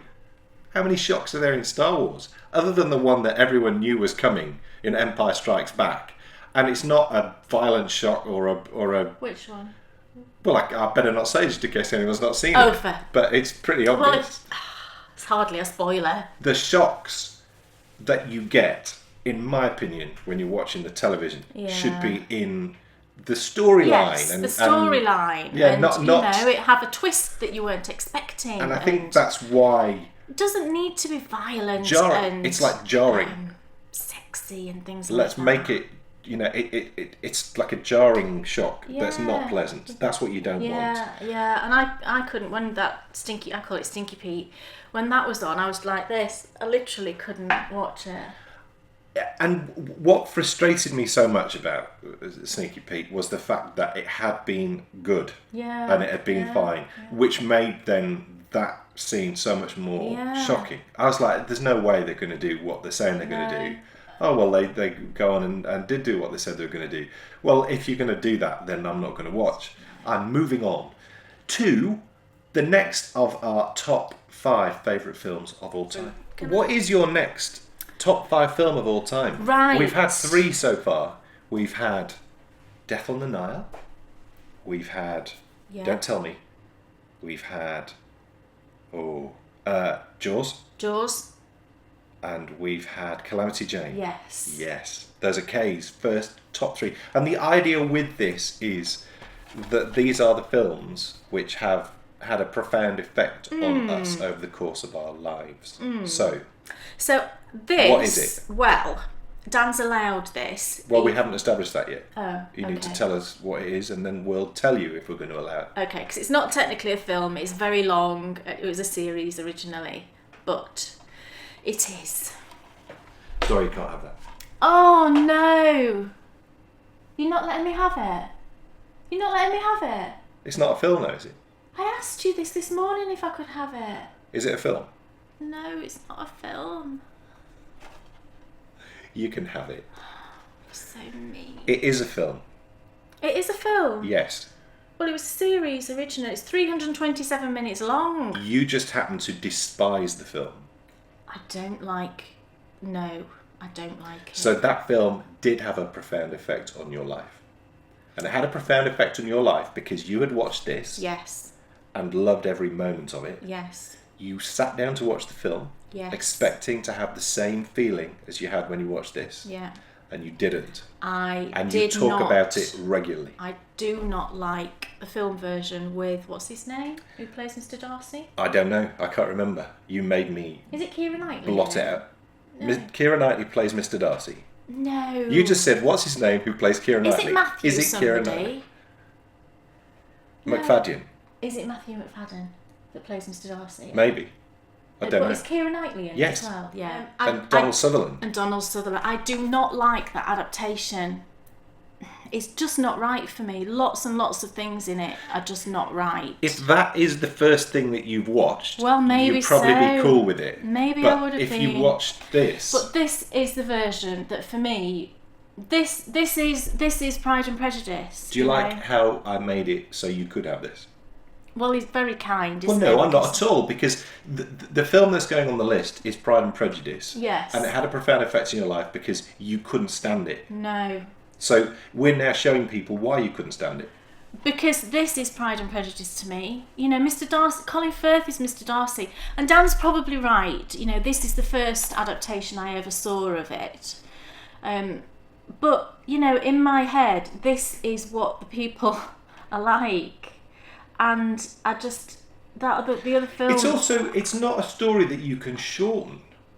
No, and it was obviously greatly shortened, wasn't it, for the film? Yeah. Because this is hugely long and the film obviously is Imagine, film length. if you will, The Lord of the Rings done in one film. Yeah. It's the same thing. But there was just so many things that weren't right. Do you know, like the setting of the house where they lived in the one with Donald Sutherland? It was just all wrong. There was like pigs running around and things like... It wouldn't have been like that. Everybody's shouting at me now because I know some people love that adaptation, but you know, each to their own. But It's like Doctor Who. The one. Your first Doctor Who is the one that you love. And I want to watch it now. Well, watch it. You know, Colin Firth is Mr. Darcy. I absolutely... I've seen this. I cannot think how many times I've seen this. A lot. You know, and I could pretty much tell you it line for line. There isn't a single character in it that I don't think is fantastic. Actually, you know, it's interesting. We're talking about good TV to watch. And, you know, we watched that thing that was really good and it had in Tom Hollander. Oh, yeah, yeah. And that was similar to this because it was another adaptation of... Yeah. And isn't it interesting how all the TV programmes that we're talking about have a tendency to be adaptations of... Yeah. or written by great storytellers. Yeah. And Jane Austen could write a book. And you know, the other one that I love that's a TV adaptation is Sense and Sensibility. You know, the one with Alan Rickman. The one with Alan Rickman in is Yeah. fantastic. I love that. But that's kind of in the same genre as this, I think, the way it's been filmed. Whereas the newer one of this... Anyway, I won't go on about it. But this is just fabulous, and So Kay's next movie... just love it. in her top 5 films of all time... Love it. is Pride and Prejudice, but it's not for the reason you'd expect. It's because she can't stand it. And this is the reason why she can't stand it. I love the way that we've worked I love this it through. so much. Wonderful. If you enjoy Downton Abbey, then Yes, you would love that. you would. So if you That's true. haven't seen that, and get this version, it's the special edition, frame by frame Yeah. restoration from the original negative. Yes. Because the original was done a long time ago, and if you watch the original, it does look a bit ropey. A bit grainy. This Whereas has all been this cleaned up. looks like how would you expect it Yeah. to look. So it's time for my next film. Can you remember my don't know first what 3 this films? is. Can you remember my first 3 films? Yes. Go. The Force Awakens. Yes. Mr. Holland's Opus. Yes. Can't remember the third. Grease. Grease. Yes. Yes. So what is my 4th film? Do you want to have a guess? Back to the Future. No. Oh. I don't know. You got no clue? No. No. She'd never guess. what the next film is. He would have me guessing all day. So, I saw this film when it came out, and it was at a time when, you know, mentally I could have gone many, many different ways. That sounds weird. It sounds like he's gone crazy. I'm intrigued. And what it did was it pushed me really hard down the history route, and I've never really looked back from that. It pushed me so hard down the history route. I saw this when I was at college, and I would finish college and I would go to the library, and I go to the reference library, with the one where you can't take the books out, so you get the really good books in the reference library, and I would get out books on this period of history, and I would just read everything I possibly could. Oh, so it's a history film. Yeah. Right. Yeah. Still don't know. Yeah.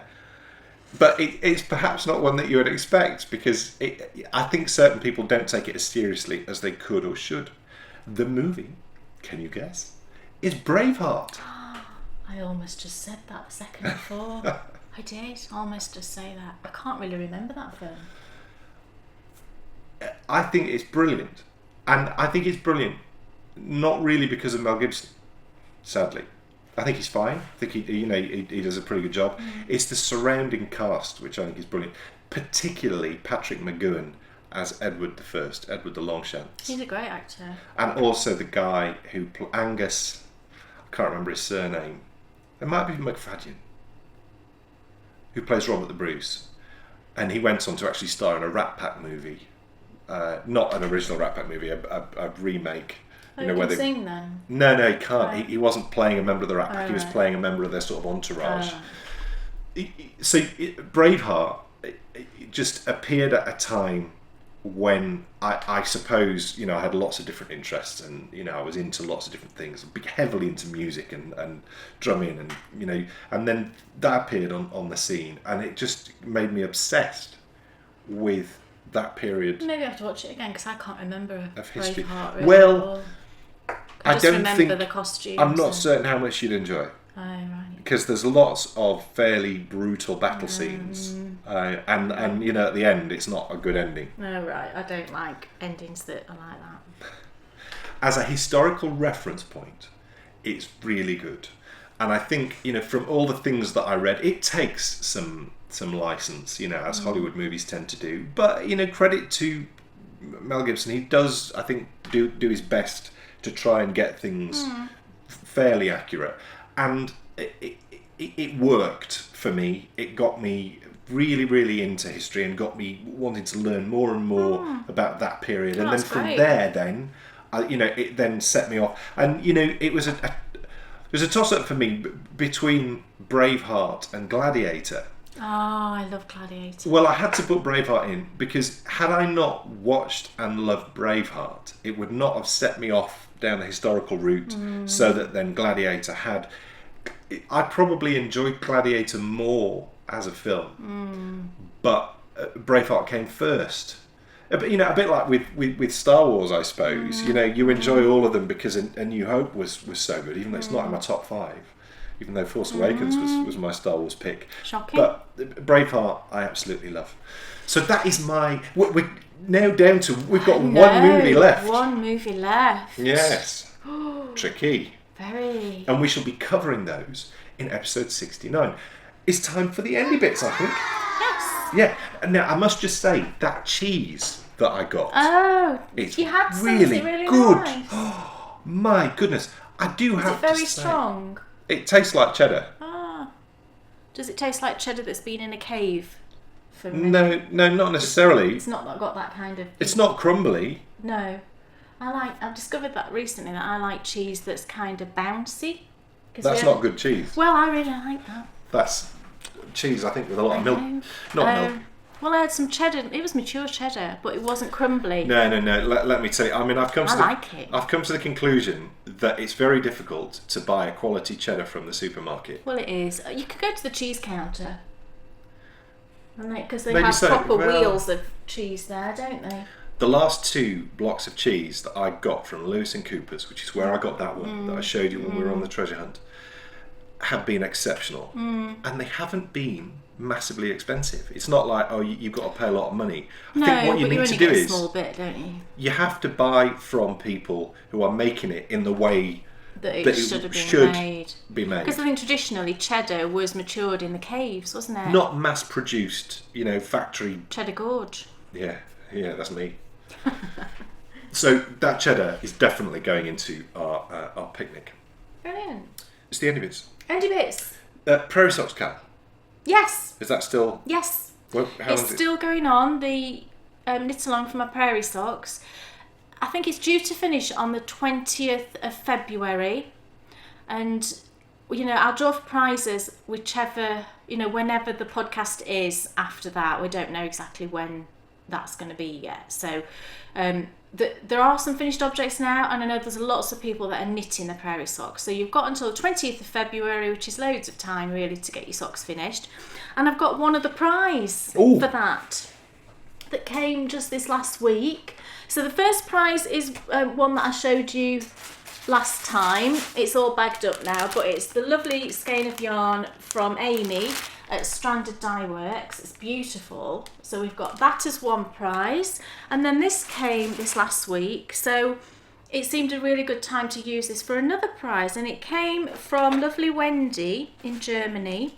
And I'll just take off that. She's got an Etsy shop, which is My Pompadour on Etsy, and she's a bag maker, and the bags are really individual. They're not your sort of standard project bags. This one that she sent, I said, Bryony looked at it and she said, oh, is that for you, mummy? You could use that to just as a normal bag. And it's fantastic. It's a tote bag.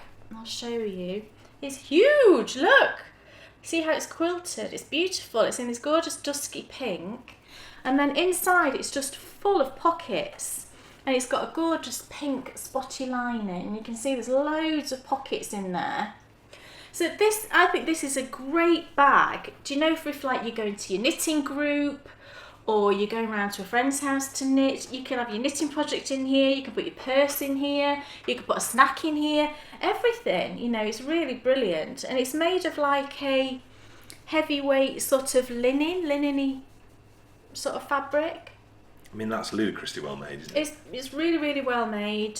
And she does have she sent you a bag as well, didn't she? I don't think you got it to hand. It's great. It's a Star Wars bag, project bag that she sent. And it's perfect. It's perfect because I needed a bigger bag for Kay's Irish coffee. Yeah. So that was really good. And did I say properly that the hat? I don't think I did properly say that brioche hat that I'm making. It's the Oh Boy hat, and it's a free pattern on Ravelry, and I'll stick the link in there. It's a great hat that I know a lot of people have knit. So the other prize that I'm having for the knit along is this fantastic bag. So thank you so much, Wendy. So go take a look at her Etsy shop. It's brilliant. And it's a brilliant bag. I've never seen a project bag. No, some people do make tote bags like this. I personally I've never seen a bag. No, but I would use that would so work as a handbag. It would absolutely work as just like a normal handbag. Or for things like when you go to knitting festivals and things.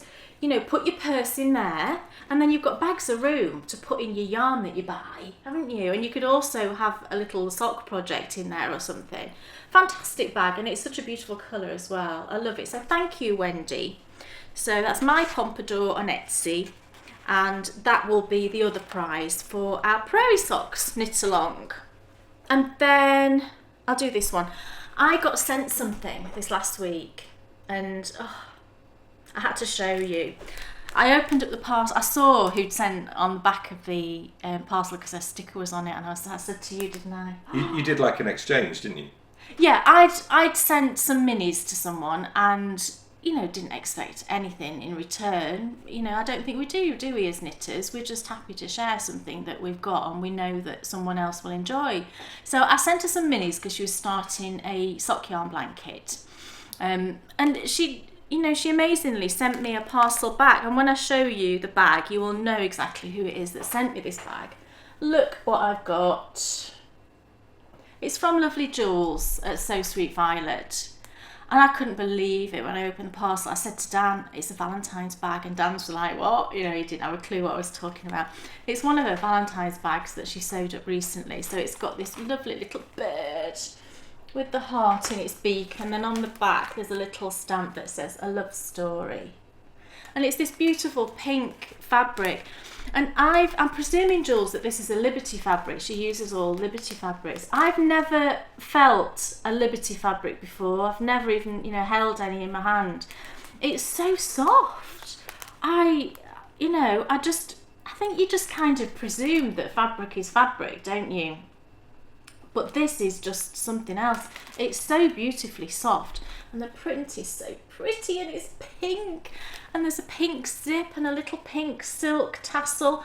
And when I showed Bryony this, she's like, "What's that tassel, mummy?" She started doing this on her face, and I thought, "Oh, I'm not going to see that tassel again, am I?" But I've managed to keep it on there, Jules. Bryony's not stolen it. And of course, I feel quite an affinity with Jules because she's got a daughter called Bryony. We've obviously got a daughter called Bryony. We're the same age. We both love to knit and craft and these sorts of things. So, and she's such a lovely person. It was, so nice of her. And then she also sent me some beautiful minis, which she's labelled. Look how she's labelled those minis. It's so adorable. And some of these I haven't used before. Yantan Tetherer I haven't used. Little French Meadow. Sokusu I've not used. Homespun House, I haven't used that particular base, I don't think. So, and they're so pretty, aren't they? Beautiful. Thank you so much, Jules. It was so kind of you. And as you can see, there's a project in there already, which is a design project. So I'm not going to show it to you because it's only just in the starting stages. But I was just so thrilled to get that. It's beautiful, and I will treasure it. Thank you, Jules. Anything else from you? One last thing. Can you remember last month I said that what I'd done is I'd put a skein of sock yarn into 12 paper bags, and then on the first of each month I was going to get Bryony just to choose a random bag and I would knit something with it. Well, I did that last month, and Bryony got a pair of the prairie socks. If you remember, it was sort of blues and pinks, and she loves them. She's been wearing them. And it's the first today, so I got her to go upstairs today and pick another, and I haven't opened it yet. I have no clue what's in it. So here's the bag. So I thought I'd open it and we can see what's in it. So here we go. I'm sorry for the crinkly. Are you ready? I'll just put my hand in. Can I tell from the feel? No. Ooh! Oh, wow. Look! That's nice. Erica, it's one of yours. Dreams in Fibre. Look at that. That's got a real sea feel going on. Well, it's Cool, called Koi. Koi. Brilliant. It's making me think of Isn't that Finding Dory. gorgeous? Erica, what shall I make? It's Superwash Merino Nylon, 80/20. It's going to have to be socks, isn't it, I think? So maybe I'll knit. If Bryony, what I've been saying to Bryony is if she likes the colours, then I'll knit her something. And she's loving her socks at the moment. So I'll ask her if she likes this colour, which I'm sure she will. She loves blue. And then I'll knit something with it for her. And if you link it to Finding Dory, she'll it does look like Finding Dory, doesn't it? Yeah. Oh. So thank you, Erica. Yay, that's my February yarn. Anything else? No. So, follow along. Patrons, please keep knitting away and posting in the thread. We might just tweak some of the mileages just a little bit. Oh, yes. Because the first month was always going to be a trial. A trial from the point of view that we've applied a theory to the mileages and how long it will take certain things to be knit. And we've got one or two a little bit wrong. Some or two are perhaps a little bit faster than we anticipated. Yeah, so we're just going to tweak it slightly to make it more of a race. Yes. Backstepping from that, we have got certain things wrong because certain things are being knit much quicker than we... Yeah, because I was just thinking it from my point of view, how long would that take me? And then people are knitting things much quicker than I sort of anticipate that they would. So I am going to just, like Dan said, if you see that the miles have changed on some things, that's the reason why. Nothing that's gone already will change. No, so the mileage is, as it is right now. Yeah. And actually, as we get into the summer, things will also start to even up as well. So runners, don't feel at all frustrated that we're not closer to the knitters as we perhaps would like to be. Mm-hmm. If you think as the weather gets better, we're going to be running a lot more often or out walking a lot more often, and that's going to pull us back more level. But knitters though, and we've got Gaily Whaley on the running team now. We do. We totally do. We're going to be running for miles. Well, she's planning on doing a marathon this year, I think. She's amazing. Yeah. So, knitters, keep knitting and keep getting it in that thread, and we'll keep ploughing on, which is going to be really great. And runners, also, please, and if you want to get involved, the knitting's open to podcast patrons, the runners is open to anyone, and that's it's 2 feet on the ground. Please remember that it's any exercise that's done 2 feet on the ground. So that's jogging, running, walking. Because the point is we're trying to walk or run all the way around the world, and amazing destinations we've been to already. And what I'm going to do is I'm going to start a map where I'm going to put pins on to all the destinations where we've been.